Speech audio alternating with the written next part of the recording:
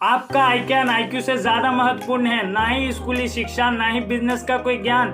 लेकिन कैसे आज ये इंडिया की second largest FMCG company Patanjali को इतना बड़ा किया, और कैसे आज ये कंपनी 100-150 सालों से चल रही हिंदुस्तानी यूनिलीवर, डाबर और बैद्यनाथ को पछाड़ रही है।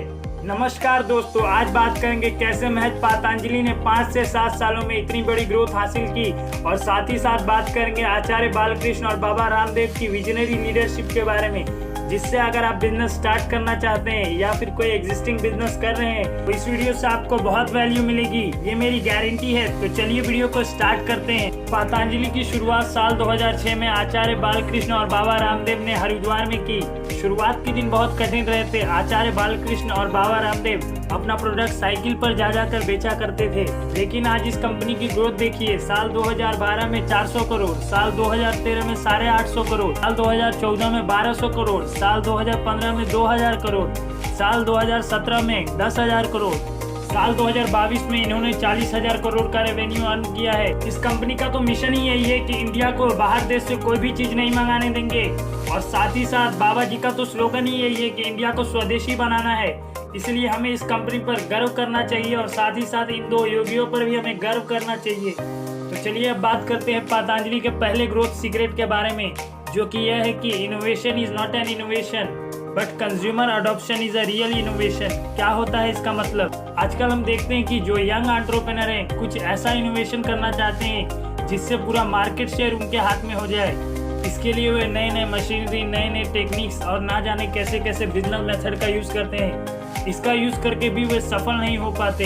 लेकिन बाबा जी और आचार्य ने तो बस सालों से बिक रही तेल, साबुन, आटा, इसमें ही आयुर्वेद को जोड़ दिया, और कंज्यूमर ने इसे तुरंत अडॉप्ट कर लिया, क्योंकि लोग आज हेल्थ कॉन्शियस हो चुके हैं। लोग आज अपनी हेल्थ को लेकर बहुत अवेयर है।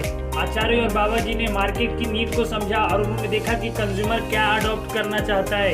इसलिए उन्होंने वो प्रोडक्ट बनाया जो कंज्यूमर चाहता है, जिसके कारण उन्होंने बहुत बड़ी ग्रोथ हासिल की। इसलिए आप भी अगर कोई प्रोडक्ट बना रहे हैं या फिर किसी चीज में इनोवेशन करने वाले हैं तो उससे पहले देखिए कि क्या कंज्यूमर इसे खरीदेगा, और खरीदेगा तो क्यों?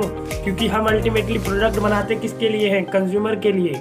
अगर आपने ये कर लिया तो आपका प्रोडक्ट और आपका बिजनेस बहुत ही ग्रो करेगा।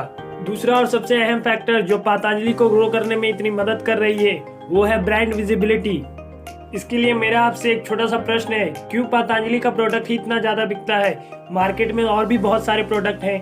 तो इस पर आपका जवाब होगा कि पतंजलि बहुत ही नेचुरल प्रोडक्ट है, लेकिन मार्केट में तो आजकल बहुत सारे नेचुरल प्रोडक्ट आ गए हैं। तो क्यों पतंजलि का प्रोडक्ट इतना ज्यादा बिकता है? वो इसीलिए क्योंकि वे हमें ज्यादा दिखाई पड़ता है।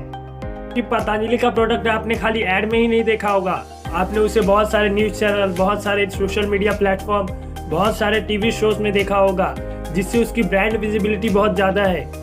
इन सब का पूरा श्रेय बाबा जी को जाता है, क्योंकि बाबा जी न सिर्फ एक बिजनेसमैन और योगा टीचर है, बल्कि इनका पर्सोना तो एक सेलिब्रिटी के जैसा है। इस वजह से बाबा जी खुद अलग अलग न्यूज चैनल्स और टीवी शोज पर दिखाई पड़ते हैं, और वो जहाँ भी जाते हैं अपने प्रोडक्ट के बारे में कुछ ना कुछ जरूर कहते हैं, और साथ ही साथ अपने कॉम्पिटिटर के बारे में कुछ ऐसा बोल देते हैं जिससे उनका कॉम्पिटिटर उनके सामने बहुत छोटा दिखाई पड़ता है। रिसेंटली उन्होंने एक न्यूज में बोला कि पैंटीन की पैंट गीली कर देंगे, हिंदुस्तानी यूनिलीवर का लीवर उखाड़ देंगे, और नेस्ले की चिड़ियां उड़ा देंगे। मैंने ये सारी चीजें इतने डीप में क्यों बताई? क्योंकि जो छोटे व्यापारी है, जिनके पास फंड की कमी है, वो अपना प्रोडक्ट कैसे दूर दूर तक पहुंचा सकते हैं और अपना ब्रांड विजिबिलिटी को बढ़ा सकते हैं। आई नो मैं आपका सवाल समझता हूँ कि आप बोलेंगे इसके लिए तो बहुत ज्यादा पैसे लगने वाले हैं, लेकिन नहीं, इसके लिए कोई पैसा नहीं लगेगा। इसके लिए हमने एक लो कॉस्ट मार्केटिंग वीडियो भी बनाई है, उसको आप जरूर चेकआउट कर लीजिएगा, जिससे आप जीरो कॉस्ट में अपने प्रोडक्ट को दूर दूर तक पहुंचा सकते हैं। तो जरूर उस वीडियो को देख लीजिएगा। अभी मजा आएगा ना भिड़ो। चलिए अब बात करते हैं तीसरी ग्रोथ स्ट्रेटेजी के बारे में, जो कि एफएमसीजी कंपनी में सबसे डिफिकल्ट मानी जाती है। वो यह है कि अपना प्रोडक्ट घर घर लोगों तक पहुंचाना, ह्यूज डिस्ट्रीब्यूशन नेटवर्क क्रिएट करना। उसको पतंजलि ने बहुत ही बखूबी से किया है। तो चलिए इसके लिए आपका ही एग्जांपल लेते हैं। मान लीजिए आपने सबसे अच्छी क्वालिटी का और सबसे सस्ता साबुन बनाया है, लेकिन वो साबुन हर एक गांव, हर एक नुक्कड़ और हर एक चौराहे पे, छोटी छोटी गलियों में पहुंचाना, छोटे दुकानदारों के पास पहुंचाना कितना मुश्किल काम है, और ये काम पतंजलि ने महज 5 से 7 सालों में किया है। तो पतंजलि ने ये सब कैसे किया होगा? तो चलिए उसके बारे में थोड़ा जान लेते हैं। इसके लिए इन्होंने 1200 से ज़्यादा पतंजलि चिकित्सालय और 2500 से ज़्यादा आरोग्य केंद्र का निर्माण किया है, जिससे जो व्यक्ति बीमार है उसका वहाँ पर आयुर्वेदिक तरीके से इलाज किया जाता है, जिसके कारण वहाँ पर भी पतंजलि का प्रोडक्ट सजेस्ट किया जाता है। इसी के साथ साथ इन्होंने इतनी मैसिव एडवर्टाइजमेंट की है कि जो जनरल स्टोर वाले हैं इनका प्रोडक्ट रखना नहीं चाहते, क्योंकि उन पर मार्जिन बहुत ही कम मिलता है और बाकी अदर कॉम्पिटिटर के प्रोडक्ट पर इनको मार्जिन बहुत ज़्यादा मिलता है। लेकिन इनके प्रोडक्ट की डिमांड ही इतनी है कि दुकानदार को मजबूरन इनका प्रोडक्ट रखना पड़ता है, जिसके कारण भी इनका ह्यूज नेटवर्क बन जाता है।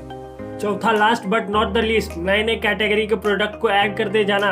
जहां इनके कॉम्पिटिटर नए प्रोडक्ट को ऐड करने के लिए मार्केट रिसर्च करने में इतना टाइम वेस्ट करते हैं, वहीं पर आचार्य और बाबा जी बड़ी स्पीड से नए नए प्रोडक्ट को ऐड करते हैं। जैसे मान लीजिए पतंजलि ने कोई तेल बनाया, उस तेल के ही वे अलग अलग कैटेगरी कर देते हैं, जिसके कारण वो तेल ही 10-20 तरह का हो जाता है। वैसे ही दूध के वे 10-20 तरह के प्रोडक्ट बना देते हैं। वैसे ही अलग अलग प्रोडक्ट बनाने के कारण उनका बास्केट रेंज बहुत ज़्यादा हो जाता है, जिसके कारण भी इनकी बहुत ज़्यादा ग्रोथ होती है। ये थे पतंजलि के कुछ ग्रोथ स्ट्रेटेजी, लेकिन इस ग्रोथ स्ट्रेटेजी के पीछे आचार्य बालकृष्ण का बहुत बड़ा रोल है। He is such a visionary guy. इनकी लीडरशिप के बारे में भी कुछ ज़्यादा बात कर लेते हैं। पहला तो ये कि जिस तरह से ये मीटिंग करते हैं, इनकी मीटिंग पूरी इंडस्ट्री में फेमस है। ये कोई भी मीटिंग 5 मिनट से ज़्यादा नहीं करते हैं। 5 मिनट मतलब 5 मिनट, और उस 5 मिनट में ही मीटिंग का जो गोल है उस पर डिसीजन ले लेते हैं, और डिसीजन लेने के साथ साथ वे उस डिसीजन पर कंटिन्यूअस रिव्यू भी करते रहते हैं, जिससे पतंजलि इतनी तेजी से ग्रो कर रहा है, वो भी बिना किसी गलती के। दूसरा है इनका इंटरव्यू लेने का स्टाइल। वे अपने एम्प्लॉय का 2-2 घंटे तक इंटरव्यू लेते रहते हैं, 2-2 घंटे तक उनसे बातचीत करते रहते हैं, जिसके कारण वो बेस्ट मैन पावर को हायर कर पाते हैं और उनसे अच्छा काम करवा के लेते हैं। तीसरा और सबसे इम्पोर्टेंट यह चीज़ है कि वो बहुत हार्ड वर्क करते हैं। रोज 15-15 घंटे, 18-18 घंटे लगातार काम करते रहते हैं, जिसके कारण ही पतंजलि आज इतनी बड़ी कंपनी बन पाई है। तो आई होप आज का वीडियो आपको बहुत पसंद आया होगा। अगर पसंद आया है तो लाइक कीजिए, शेयर कीजिए, और अभी तक आपने अगर हमारे चैनल को सब्सक्राइब नहीं किया है तो सब्सक्राइब कर लीजिए, जिससे कोई भी हमारा धमाकेदार वीडियो आपसे मिस ना हो जाए। मिलता हूँ अगली वीडियो में, तब तक के लिए थैंक यू।